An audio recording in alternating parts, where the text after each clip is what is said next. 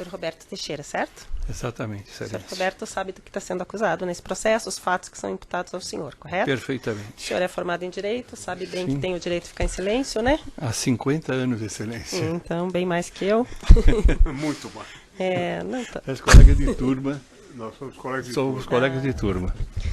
Mas sabe também que esse é a chance aqui de explicar esses fatos, né? Então eu pergunto se o senhor quer falar, se o senhor quer ficar em silêncio. Não, vamos falar, vamos responder, falar. é evidente. A primeira qualquer questão questionamento. que é narrada na denúncia é meio que notório, mas para o senhor explicar o relacionamento pessoal que o senhor tinha com o senhor ex-presidente e esposa. É, bem notório, eu sou amigo dele de longa data, uma relação de família, inclusive, porque me tornei padrinho de um dos filhos dele, e ao longo desses anos todos mantivemos uma amizade. Uhum. O senhor tinha a mesma relação de proximidade com a família do senhor Fernando Bittar? Sim, também tinha com a família do Fernando Bittar. Por anos. Não tanto evidente, óbvio, né? Mas o Fernando eu já o conhecia da cidade de Campinas, ele era relacionado com um sobrinho meu, e ele era muito íntimo dos filhos do próprio Lula, então desse relacionamento conjunto Tá. que eu o conhecia.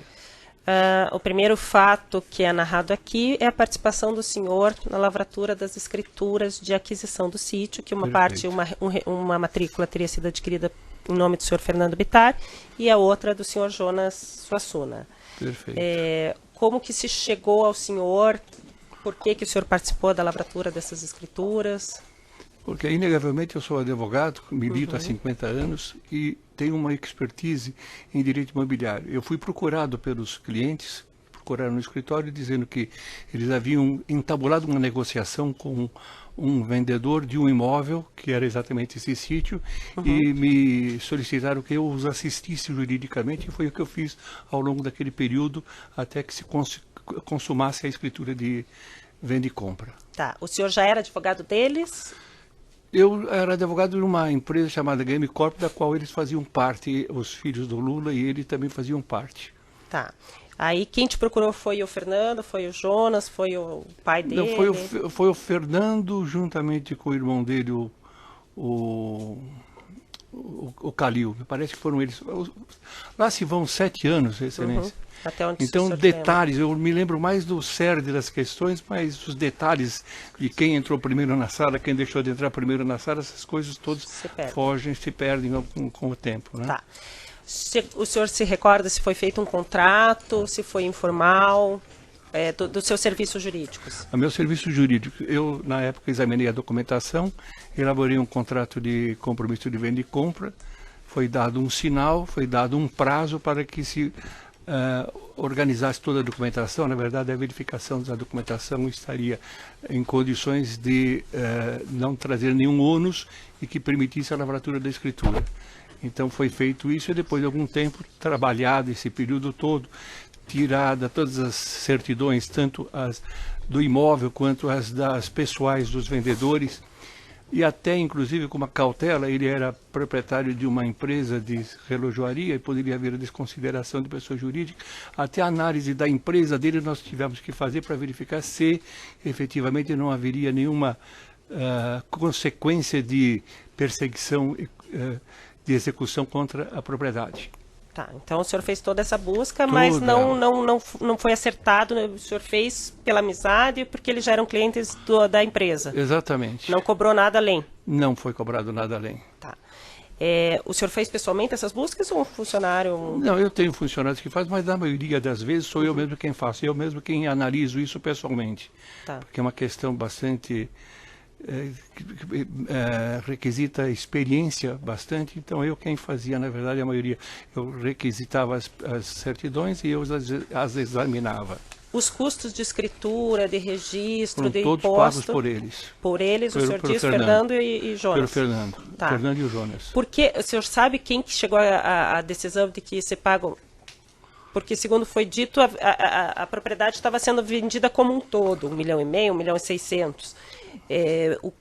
Quem que decidiu qual ia comprar qual o valor que ia ser dado para cada um dos registros, se isso foi o vendedor, se foram eles?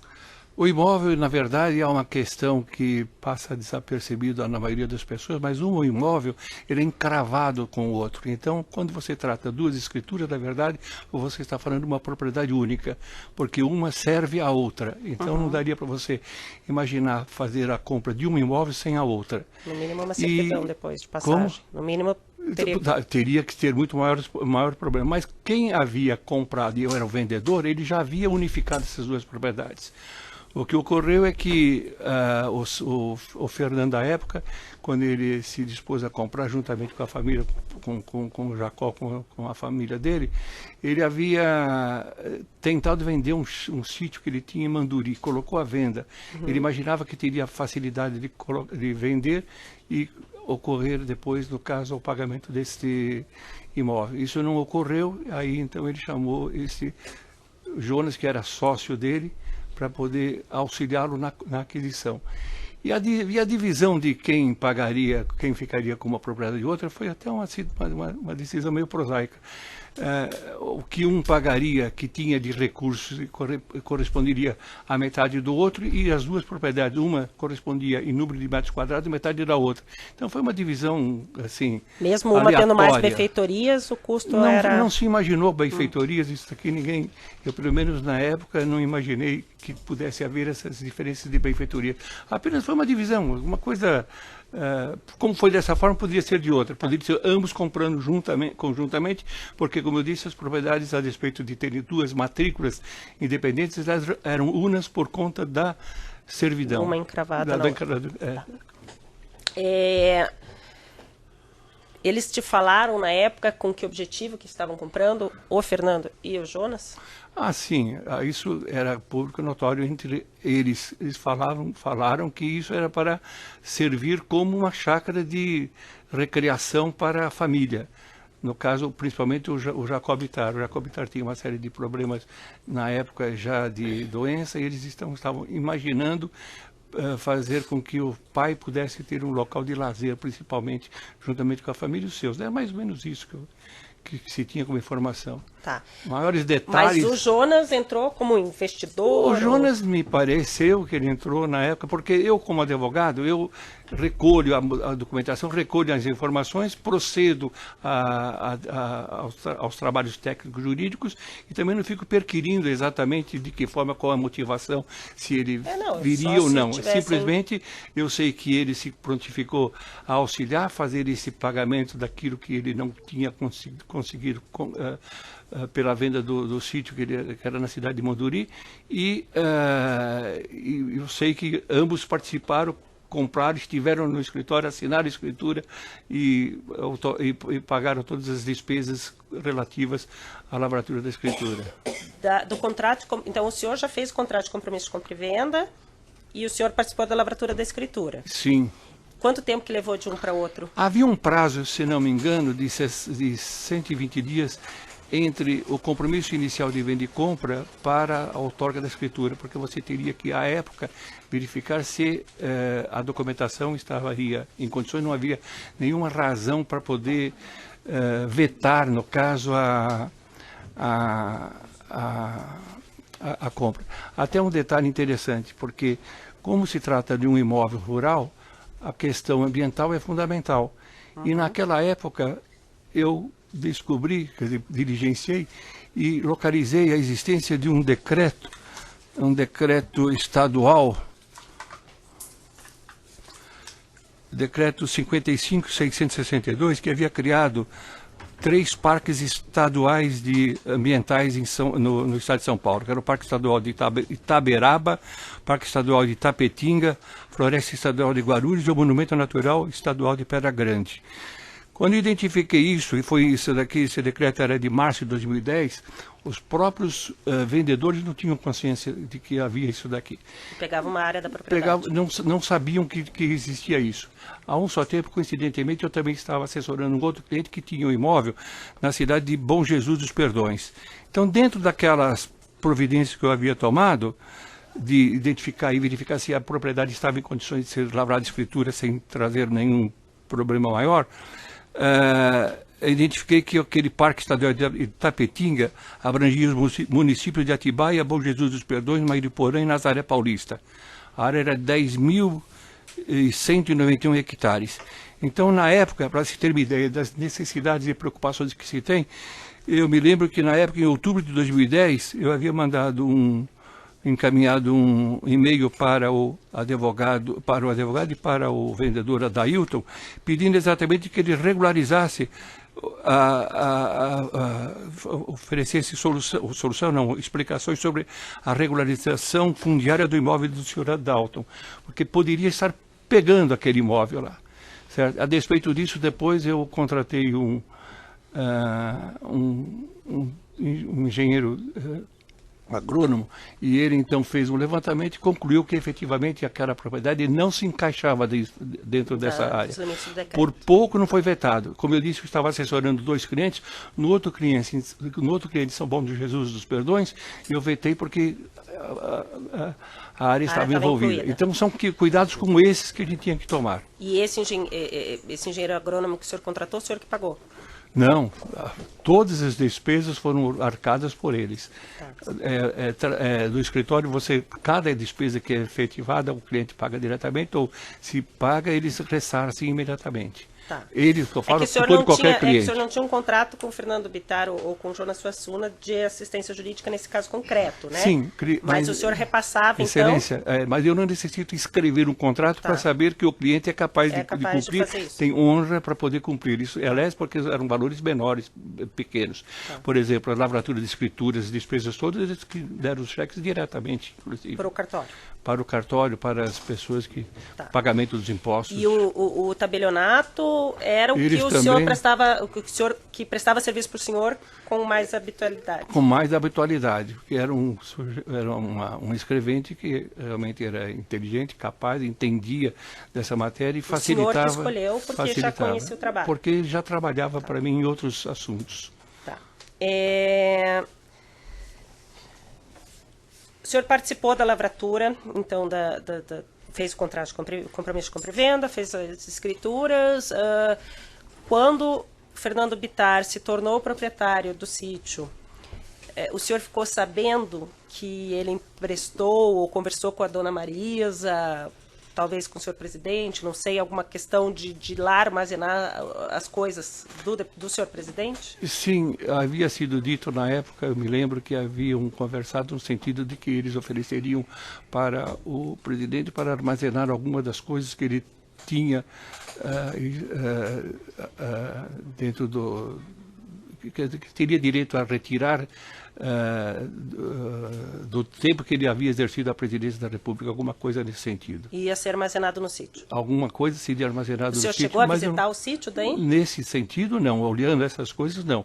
Mas no sítio cheguei a visitar quando fui tomar essas providências todas de ordem ambiental. Tá, então antes do Fernando Bittar ser proprietário, o senhor foi visitar? Fui visitar para examinar essas questões todas. Logo em seguida, no final de 2010, o senhor chegou nunca mais... nunca mais. Eu praticamente não tive mais nenhuma participação a partir do momento que lavrou-se a escritura. O que de quando em quando eu visitei algumas vezes, passei lá pelo sítio para poder encontrar o próprio presidente, quando ele estava lá, e ligava, falava assim: Roberto, você está indo para o teu sítio? Eu estou aqui no Fernando Bittar, você não quer passar aqui para tomar uma cerveja? Ele lá passava, tomava cerveja, batia pouco. Isso a partir de que ano, o senhor sabe? Com certeza depois de 2011, com certeza. Depois que o presidente saiu da presidência. Com certeza absoluta, antes nunca. A reforma que foi feita no final de 2010, começo de 2011, o senhor teve alguma participação? Nenhuma. Não sabe? Absolutamente nenhuma. O senhor nenhuma. ficou sabendo antes de sair na imprensa que uma parte da reforma tinha sido feita pelo senhor Bunlai, depois a Odebrecht assumiu? As informações que eu tenho são aquelas que eu li na imprensa, porque eu pessoalmente não tive nenhuma mais participação alguma lá. Tá.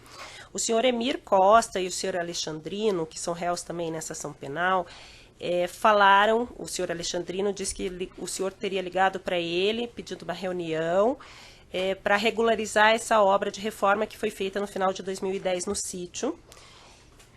Nessa primeira conversa, o senhor teria tido com o senhor Alexandrino. No segundo momento, ele teria levado o senhor Emir Costa, que era o engenheiro responsável pela reforma, no seu escritório, e que o senhor deu as orientações para o senhor Emir Costa do que precisava para regularizar. O senhor confirma que falou com o senhor Alexandrino, confirma que falou com o senhor Emir? Bom, antes de mais nada, deixa eu contextuar uma situação, pontuar uma situação. O Alexandrino, ele representa uma empresa, um grupo, e eu, enquanto advogado, sempre estive na parte adversa, sempre trabalhei contra. Contra, que eu digo, é na parte contrária. Nós tivemos pelo menos 3 embates jurídicos importantíssimos. Um deles em relação ao polo petroquímico do Rio Grande do Sul, um outro fortíssimo que foi aqui em São Paulo, em relação a Quator, a Braskem e a Petrobras. Para você ter uma ideia, Excelência, tem algumas notícias, depois, se for o caso, eu posso apresentar. A Quator e a Braskem, eles não podiam nem negociar fusão por conta da decisão que nós havíamos obtido. Então, quando eu falo que eu estive trabalhando no lado contrário, não foi contrário a interesses da Odebrecht, não significava uma contrariedade simples, uma questão menor. Eram questões importantíssimas, de bastante repercussão dentro dos objetivos do próprio grupo empresarial Braskem. Por isso que eu digo que eu não me lembro exatamente, a senhora perguntou assim, você telefonou? Não me lembro, não tenho ideia disso daí, como teria acontecido, porque eu entendo que eu não teria como ligar para ele se ele era representante de um grupo da parte contrária. Então, até eticamente, pelos critérios da Ordem dos Advogados, não poderia fazer, eu teria que fazer através de um advogado. Então, não acredito, não lembro, mas também não acredito que possa eu ter feito esse contato. Então, o senhor nega ter falado com o Alexandrino sobre essa reforma? E nega ter falado... Não, eu estou dizendo a iniciativa. Tá. A iniciativa. Em relação ao assunto, me lembro sim do Alexandrino ter estado no escritório. Eu acredito que ele tenha provocado essa reunião por conta disso que eu estou historiando um pouco antes. Na época ele veio conversar porque ele estava preocupado. A explicação que deu foi esta. A explicação era que ele estava preocupado porque uma empresa parceira, amiga dela, havia feito umas obras e ele tinha preocupação em relação às consequências que poderiam haver com essa parceira. E pelo menos foi o que eu depreendi. E no meio das explicações, ou melhor, das perguntas jurídicas que eles estavam fazendo, das consequências jurídicas que eles estavam fazendo, eles disseram que a preocupação deles era exatamente sobre uma averbação de construção. Isso aí, quando eu percebi que era essa a preocupação, eu fiquei, inclusive, eu despreocupei em relação a isso, porque há uma diferença muito grande entre um imóvel, eu acho que eles estavam habituados com imóveis urbanos, em relação aos imóveis rurais. O imóvel urbano, você tem que dar a entrada na prefeitura, aprovar uma planta, depois que você aprova uma planta, a Receita Federal inscreve esta obra, você é obrigado a recolher as despesas, os impostos previdenciários. Depois disso, você obtém um habite, do habite você registra, porque depois você tem que, inclusive, recolher o ITBI sobre o IPTU sobre isso tudo. No imóvel urbano, no imóvel rural, não tem isso, não existe isso. Você constrói, você não fica apresentando planta para a prefeitura, como me parece que nesse caso também não houve. Em nenhum imóvel rural você apresenta uma planta. Imagine o sujeito, por exemplo, ter uma área de 100 mil hectares, apresentar planta para a construção de uma casa de colono. Quer dizer, não existe isso, entende? Então, tem que averbar essa depois. Preocupação, não há obrigação, não tem necessidade. Como é que eu vendo... Mas uma coisa é obrigação, outra coisa é conveniência. Se você quiser, por conveniência, para poder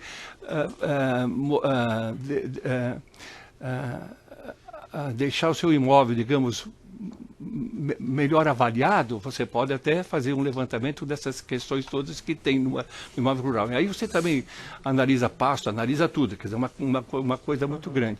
Nesse caso não havia essa obrigação. A preocupação que eles estavam tendo era exatamente esta. E eu despreocupei em relação a isso. Não existe essa obrigação nesse sentido aqui. Tá, mas aí o senhor ajudou em algum momento? Não, absolutamente não. O que eles falaram, a expressão que ele usou é o seguinte: como é que eu documento essa tua atividade dele? Foi muito simples. Isso falei mas em uma forma geral, em tese praticamente, porque eu não examinei documento nenhum. Você faz o quê? Você só pode... você tem que provar aquilo que você efetivamente executou. Naquilo que você efetivamente executou, você tem que conseguir elaborar uma nota fiscal que representa exatamente aquilo que a pessoa possa ter trabalhado em serviço ou venda de bens. É assim que a coisa funciona. Aliás, Excelência, deixa eu explicar uma coisa para a senhora.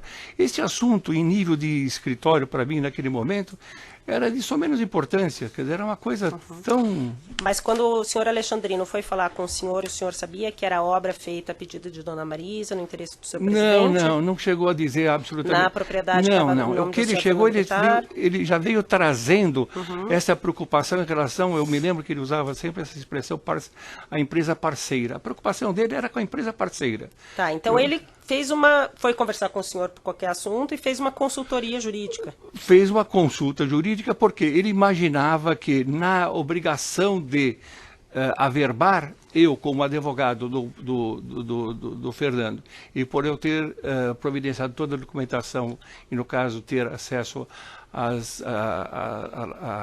matrícula, eu que deveria tomar essa providência.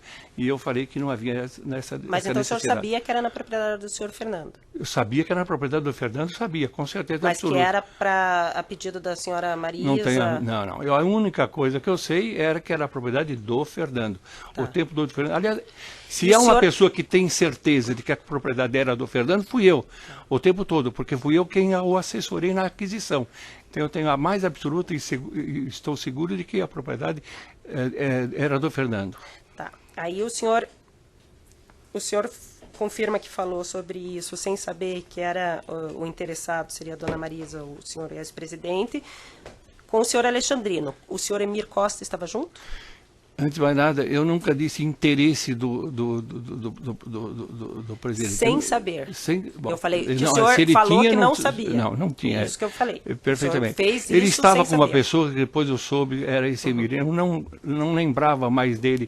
E se ele passar na minha frente, eu não vou lembrá-lo. Eu pouco falei com ele. Na verdade, a conversa foi com o Alexandrino e ele praticamente ficou ao lado fazendo uma outra pergunta. Mas o senhor deu orientação para fazer um contrato de prestação de serviço com o senhor Carlos do Prado, para emitir uma nota fiscal em nome do senhor Fernando Bittar? Excelência, eu sou advogado. Eu nunca pediria para um engenheiro fazer um contrato. Quer dizer, não tem sentido. Não, o engenheiro disse que o senhor fez o contrato e ele pegou a assinatura. Não, eu não fiz contrato. Não fez contrato de prestação de serviço? Não fiz contrato absolutamente nenhum, nada disso. E orientou que fosse emitida uma nota fiscal? Eu não. A única questão, em tese, que eu havia respondido foi que, porque me foi perguntado, para documentar um serviço, como é que você faz? Você tem que ter, primeiro, a existência do serviço, e aí você pode lastrear no serviço provadamente efetivado uma nota fiscal. Isso ele me perguntou, foi dito, talvez por causa daquilo que eu havia dito, que ele tinha preocupação com os aspectos da empresa parceira, talvez consequências fiscais, alguma coisa dessa, que também não chegou a verbalizar, eu também não perguntei. Aliás, foi um contato não tão longo, foi meio rápido até. Tá. E o senhor Emir Costa diz que voltou posteriormente ao seu escritório e que deixou com o senhor contrato assinado, nota fiscal de prestação de serviço e as notas que ele tinha de aquisição de mercadorias para essa reforma. O senhor Emir voltou ao seu escritório, entregou ao senhor, alguém do seu escritório, esses documentos? Não tenho lembrança absolutamente nenhuma, até porque se ele disse que devolveu, entregar, eu não costumo sair do meu gabinete para receber documento lá fora, em absoluto. Nós temos funcionários e assistentes para fazer esse papel. Então, eu não me lembro absolutamente de que ele possa ter feito isso, e com certeza absoluta não recolhi material nenhum, não passou pelas minhas mãos, notas fiscais, essas coisas, não tenho lembrança de absolutamente nada disso. O senhor Emir Costa ainda fala que algumas dessas notas que ele teria passado para o senhor foram encontradas na busca e apreensão no apartamento de São Bernardo do Campo do ex-presidente. O senhor, então, não passou nenhum Com documento certeza, para o senhor ex-presidente? Com certeza não. E ao que me parece, por aquilo que eu tenho lido ao longo desse tempo todo, essas pessoas todas tinham mais acesso ao ex-presidente do que eu mesmo. Essas pessoas que o senhor diz é quem? Alexandrino? O Alexandrino, pelo menos que ele tem dito que ele tinha mais acesso do que eu. Então eu nunca levei absolutamente documento nenhum desse ao ex-presidente, com certeza absoluta. Com certeza absoluta. Daí porque, inclusive, eu duvido que tenha sido entregue nas minhas mãos, com certeza não foi entregue nas minhas mãos, duvido que tenha sido entregue lá, mas eu não posso fazer uma informação porque, sei lá, eu...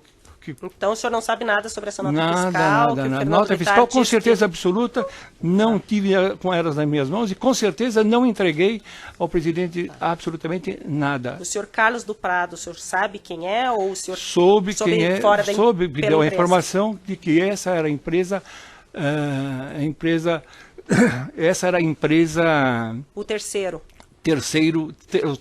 a parceira deles, que eles estavam preocupados com a situação dessa empresa. Era isso. Mas o senhor chegou a saber quem era Carlos do Prado? Não. Só a nota fiscal o senhor não viu? Não, também não. Não passou pelas minhas mãos. Nem orientou nada? Nem orientei absolutamente nada, especificamente nada a respeito disso. O senhor soube que estava sendo reformado o sítio seguindo as orientações da dona Marisa? Não, absolutamente nada. Não soube, naquela época o senhor não soube de nada. A única coisa que eu sei é aquilo que o próprio Fernando sempre me disse, que ele estava executando obras no sítio.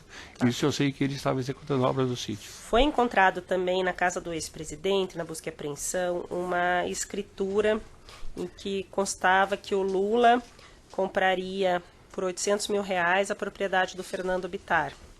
Eu anotei aqui 7/12, pode ser que eu tenha errado, não sei se o senhor participou da redação, da criação dessa escritura de venda do Fernando Bittar para o senhor ex-presidente? Na verdade era uma minuta uma minuta de escritura, uma minuta não se realizou. Em algum momento alguém deve ter solicitado que providenciasse ou estavam em negociações para isso, porque evidentemente que não sou eu como advogado, não sou eu quem negocio, eu não sou corretor de imóveis, então eu não negocio de um lado e de outro. Isso aqui, com certeza, em algum momento me foi solicitado, eu encaminhei para o cartório para que ele fizesse a minuta e essa negociação, como não foi assinado, com certeza absoluta, é uma negociação que não foi... Não foi em frente, mas o senhor lembra dos detalhes nesse momento? Não que me foi lembro. Conversado entre o ex-presidente e o senhor Fernando Bittar? Não. O senhor não participou de nenhuma negociação? O senhor só pediu a elaboração da minuta? Apenas me pediram essa negociação. Lembra de ter feito contrato, compromisso de compra-venda? Não, nada. Só a escritura? Nada. Só foi solicitado isso. Como esses documentos todos já constavam no banco de dados do cartório, ficaria fácil ele fazer uma minuta dessa escritura. E o valor que constava lá, o senhor também não sabe por que chegaram a 800 Também mil? não tenho a mínima ideia. Sabe se na época também tinha sido feita a escritura da parte do Jonas? Porque o senhor falou que os dois imóveis não teria dificuldade de ser vendidos separadamente. Sim. Dessa escritura que foi encontrada na casa do ex-presidente, só tem a da parte do Fernando Bittar, não tem da parte do Jonas. Esse detalhe eu não me lembro, Excelência. Com certeza eu não me lembro desse detalhe. Tá. Veja, como advogado, eu volto a repetir, como advogado, o que ocorre? Você trabalha aquilo que o cliente lhe pede. Você executa aquilo que o cliente pede. Se me foi pedido para fazer dessa forma, foi dessa forma que eu encaminhei. Tá. O senhor não lembra dos detalhes? Não. A razão, a motivação, porque também não cabe a mim, enquanto advogado, ficar perquirindo para o cliente o porquê que ele está se interessando por um imóvel, ou por um pedaço, ou por uma... Não é isso comigo. Tá. E a escritura que foi encontrada no tabelionato de 2016, que teria sido redigida em 2016, daí das duas partes, das dois registros imobiliários, um por 1.049.000 e outro por 662. O senhor se recorda desse novo pedido de escritura? Sim, com certeza, mais à frente o cliente me solicitou que fizesse, no caso o Fernando... O Fernando que te solicitou as duas vezes? Deve ter sido ele que solicitou, porque foi realizado, porque alguém solicitou. Eu não iria imaginar isso na minha cabeça, mandar fazer. Se eu fiz é porque alguém me pediu que fizesse, e os dados, as formas, as negociações, essa questão de parte inteira ou não, isso aí é porque alguém deu essa tipo de orientação e foi feita dessa forma. Tá, pedi só um tempinho. É minuta também, Excelência. É minuta também. Também. Só interromper ali. Perfeito. Que a gente precisa começar um novo vídeo.